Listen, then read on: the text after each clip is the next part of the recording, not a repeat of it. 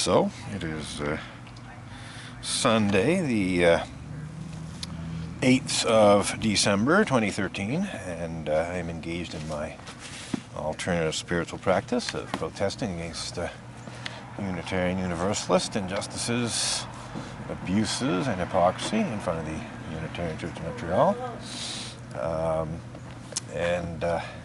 It happens to be the 7th and final day of the observance of Chalica of 2013. Chalica is a Unitarian Universalist holiday, as it were, an observance, a 7th-day observance dedicated to each of the 7 principles of Unitarian Universalism. So beginning on the first Monday of December, the first principle is celebrated, that being affirming and promoting the inherent worth and dignity of every person. And then throughout the week, each Unitarian Universalist principle, such as the second principle, calling for justice, equity, and compassion in human relations, and the third principle, calling for acceptance and encouragement to spiritual growth in Unitarian Universalist congregations, and so on, are observed. Each day a candle is lit for each principle, and basically people contemplate the principles, and also, I think, try to do something that actually models that principle. So in my own special way, I'm observing Chalica by protesting against the fact that Unitarian Universalists have made a total mockery of every single one of those principles in their relations with me, and indeed quite a few other people. And it's not just a question of failing to live up to your principles. It's a question of failing to live up to your principles and then obstinately refusing to change your behavior so that you recognize that you've failed to live up to your principles and then try to do better. In my case and in other cases, Unitarian Universalists not only flagrantly disregard and outright violate the principles of Unitarian Universalism, but they just obstinately refuse to admit that they've done anything wrong and to try and correct their unprincipled behavior, as it were. So today it's the final day of Chalica, 7th day dedicated to the 7th principle, which calls for respect for the interdependent web of all existence today. And I would say that part of the interconnected web of all existence is the internet, as it were. Certainly not all of it by any means, but definitely a very interconnected and interdependent communications web, as it were. And Unitarian Universalists don't seem to have a great deal of respect for that web in terms of its potential to tell the truth about Unitarian Universalist failure to live up to the 7 principles of Unitarian Unitarian Universalism. And I should add, that the interconnected web of the internet, as interconnected and as interdependent as it is just fractionally interconnected and interdependent as the actual web of life is, as it were. I think a great many Unitarians basically are pretty well clueless as to just how interconnected and how interdependent the whole actual web of life is in terms of how they've behaved. They just don't seem to contemplate the consequences of their actions, or indeed their inaction, in terms of how it indirectly interconnects with other phenomena, as it were. That's it. We will concentrate our protest today on the failure of Unitarian Universalists to actually respect the interconnected web of all existence, which of course includes their interconnected and interdependent relations with other human beings. And then of course there's that interconnected web known as the internet, which they don't seem to quite understand. Happy Chalica, John. These guys working to get the stuff fixed up. What? Keep the construction guys going here. I'm keeping the construction guys going?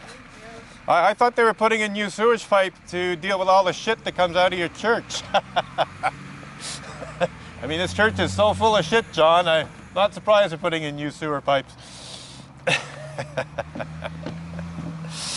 So, John Inder, current president of the Unitarian Church of Montreal, making some totally inane comment about me encouraging the workmen to do their work. I haven't got a clue what he's trying to imply.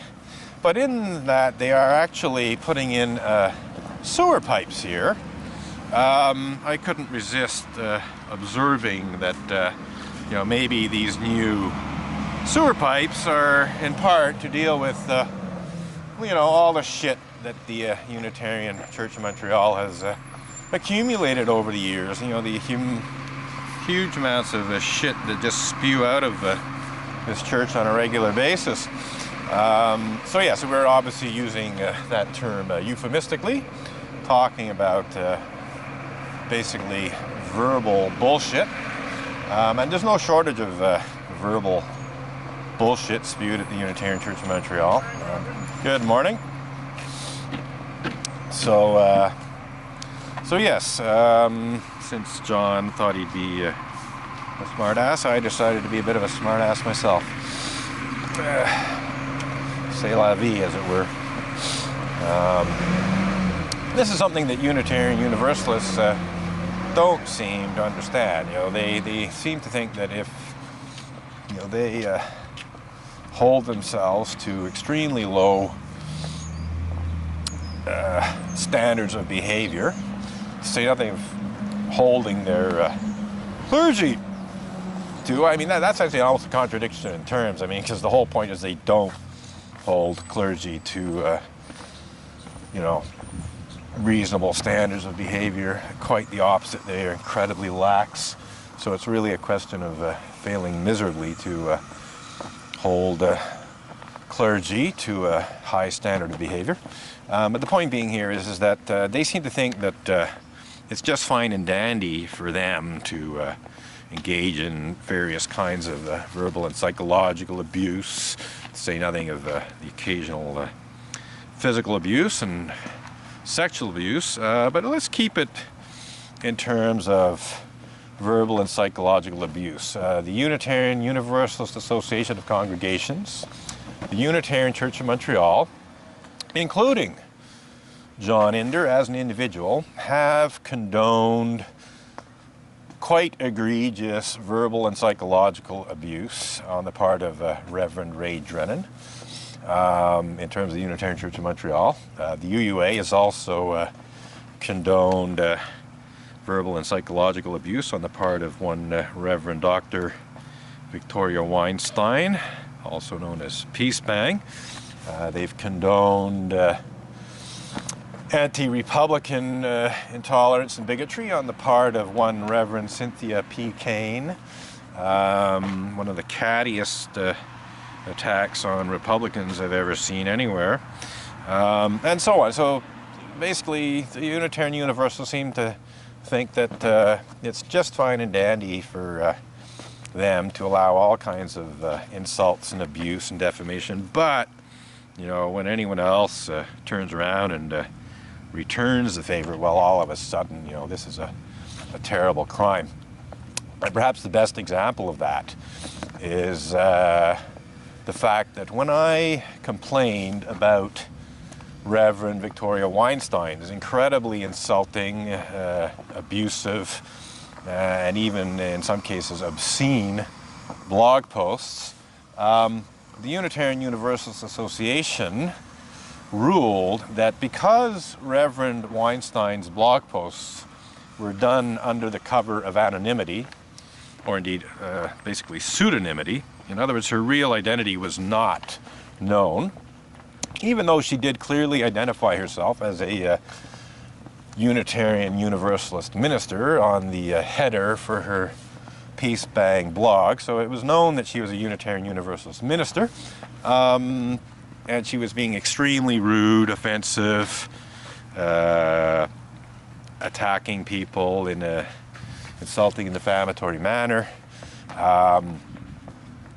Anyway, when I complained about this verbal and psychological abuse, insults and defamation and so on, the UUA said that this was outside of her role as a minister of a congregation because it was done under the cover of anonymity. And so they did absolutely nothing to hold Reverend Victoria Weinstein accountable for her verbal and psychological abuse, her insults and defamation and so on. And then, some years later, last summer in June of 2012, I received a cease and desist demand letter from Stikeman Elliott Barristers and Solicitors litigation lawyer, Maitre Marc-André Coulombe, amongst other things, accusing me of sexual harassment of Reverend Victoria Weinstein because I'd made blog posts that were critical of her behavior. And one of the exact words, or one of the exact phrases actually, from this cease and desist demand letter accused me of specifically threatening and defamatory conduct amounting to sexual harassment of female Unitarian Universalist ministers. Obviously, Peace Bang being one of them. So they're accusing me of threatening and defamatory conduct amounting to sexual harassment. And they did this on the basis that I had blogged about sodomy fantasy that Reverend Victoria Weinstein had posted to her blog. So here's Reverend Dr. Victoria Weinstein's sodomy fantasy that she posted to her blog, and it was part, but by no means all, of what I complained about. So here it goes. This is pretty well an exact quote of what she wrote. Here's my sodomy fantasy. Senator Bill Napoli anally impaled on the Statue of Liberty's torch. One more time.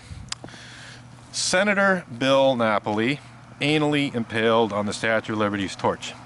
Now, I don't know about you, but that sounds kind of like threatening and defamatory conduct amounting to sexual harassment of Senator Bill Napoli, don't you?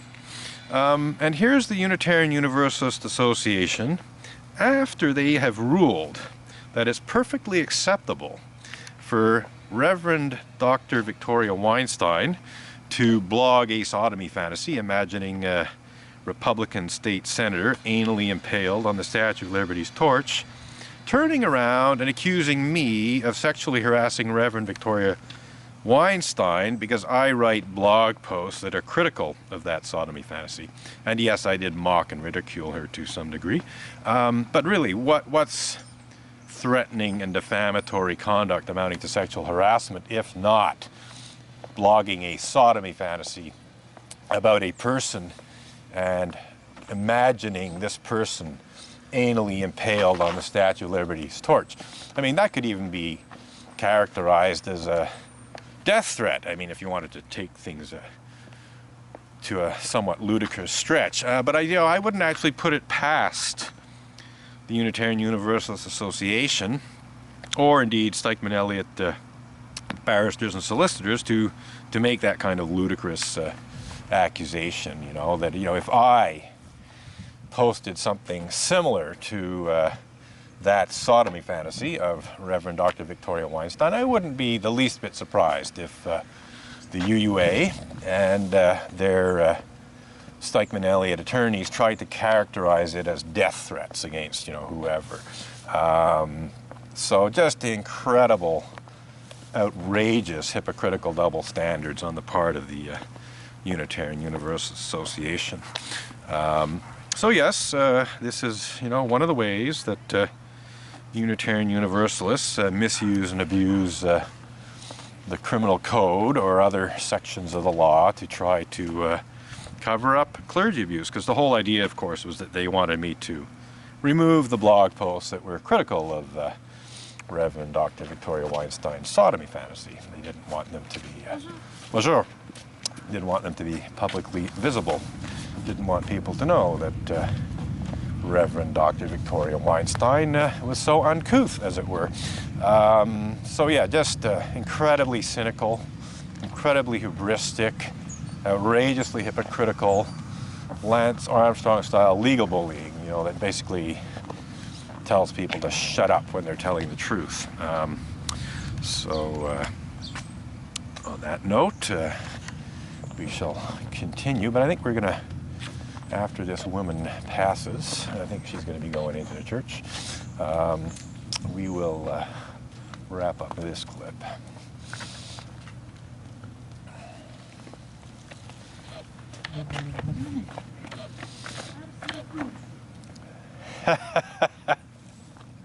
I didn't quite hear what she said, but I think she said loony. Absolutely loony. Well, no, actually, I think if anyone was like absolutely loony, it was the Unitarian Universalist Association of Congregations, who actually went so far as to accuse me of the crime of blasphemous libel for allegedly making unfounded and vicious allegations to the effect that ministers of the association engage in such despicable crimes as pedophilia and rape. So here what we have is the Unitarian Universalist Association hiring Stikeman Elliott barristers and solicitors, litigation lawyer, Maître Marc-André Coulombe, to accuse me of the archaic crime of blasphemous libel, to cover up and hide the fact that a certain number of Unitarian Universalist ministers are in fact guilty of engaging in such despicable crimes as pedophilia and rape. I would say that is loony on 2 counts, if not a few more, but 2 specific counts. First of all, accusing me of making unfounded and vicious allegations to the effect that ministers of the association engage in such despicable crimes as pedophilia and rape is loony, in the sense that the allegations that I actually did make are by no means unfounded. I actually blogged about cases where Unitarian Universalists had actually been convicted of such despicable crimes as pedophilia and rape. So where Stikeman Elliott barristers and solicitors litigation lawyer, Maître Marc-André Coulombe, or the UUA, who is obviously in an even better position to be properly informed of the matter, got the idea that I was making unfounded and vicious allegations is beyond me. It really does look like an outright lie, because the blog posts in which I do speak about these Unitarian Universalists engaging in such despicable crimes as pedophilia and rape, make it very, very clear that they were actually convicted. That this isn't just a rumor or an opinion. This is information that can be found in newspapers, online, and so on. So definitely not unfounded. And yet they're saying that it is. So it's loony in that sense, to say something's false when in fact it's true, and it's like obviously and easily provable to be true. That's loony. But the other thing that's kind of loony is even thinking about using a blasphemy law against anyone for any reason. Unitarian Universalists, basically, especially Unitarians, are famous for being victims of being accused of blasphemy, and they have a long history of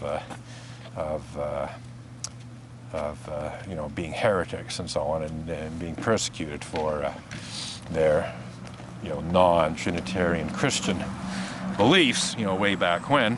And here they are accusing me of blasphemy to try and scare me into removing blog posts about Unitarian Universalist ministers who have in fact been convicted of pedophilia and rape. In fact, actually, the person who I described as a pedophile rapist wasn't even a Unitarian Universalist minister, so that's pretty loony too.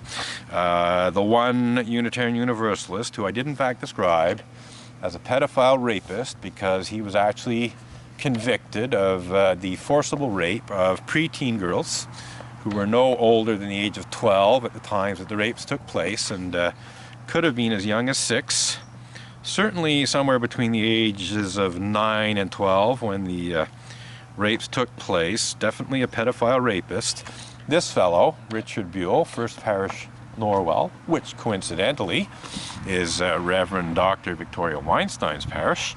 In fact, it was as a result of Reverend Dr. Victoria Weinstein's attempt to try to prevent me from speaking about the fact that she was stridently attacking Roman Catholics about Roman Catholic clergy sexual misconduct at a time when one of her own parishioners had just been convicted of the forcible rape of preteen girls. But I filed my complaint against her. I did not actually file a complaint as a result of the sodomy fantasy or some of the other insults and abuse. But when Reverend Dr. Victoria Weinstein tried to tell me to shut up about the fact that one of her parishioners had just been found guilty of pedophilia and rape, at a time when she was busily pointing the finger at the Roman Catholic Church for clergy abuse, and also busily doing her very best to cover up Unitarian Universalist clergy misconduct of a sexual nature. You know, that's again pretty loony. So yeah, it's loony in the sense of accusing me of falsely accusing Unitarian Universalist ministers of specifically the despicable crime known as pedophilia, when in fact the only Unitarian Universalist at the time who I had actually described as a pedophile wasn't even a Unitarian Universalist minister. Yep, that's loony. But perhaps the looniest thing of all, you know, besides the fact that it's just loony for Unitarian Universalists to use blasphemy law against anyone for any reason whatsoever, is the fact that, or at least my very well-reasoned opinion, that even if I actually was making unfounded and vicious allegations to the effect that ministers of the Unitarian Universalist Association engaged in such despicable crimes as pedophilia and rape, such unfounded and vicious allegations would not actually amount to blasphemous libel. Blasphemous libel is a blasphemy law. It's a law against blaspheming against a religion. I don't think very many people would think that accusing clergy of a religion of pedophilia and rape is an actual attack on the religious beliefs themselves. It's an attack on individuals. It is not attacking the main beliefs of the religion. So it is hardly blasphemous libel to even make unfounded allegations about clergy. That's ordinary libel, but definitely not blasphemous libel, at least in my opinion. And when one considers that 18 months down the road from being accused of blasphemous libel, I have not been charged with blasphemous libel and have no expectation of being charged with blasphemous libel, I think we can safely say that I am quite innocent of that accusation. You know, until I'm actually convicted in a court of law of the crime of blasphemous libel on the basis of having made unfounded and vicious allegations to the effect that Unitarian Universalist ministers engage in such despicable crimes as pedophilia and rape, well, as Maitre Marc-Andre well knows, I am presumed innocent. So if you want to back up your claim, I suggest you try to have me charged with the crime of blasphemous libel on that basis, Mr. Maitre Colum. Do try and persuade a Quebec Crown prosecutor to bring blasphemous libel charges against me for allegedly making unfounded and vicious allegations to the effect that ministers of the Unitarian Universalist Association engage in such despicable crimes as pedophilia and rape, and let's see what happens.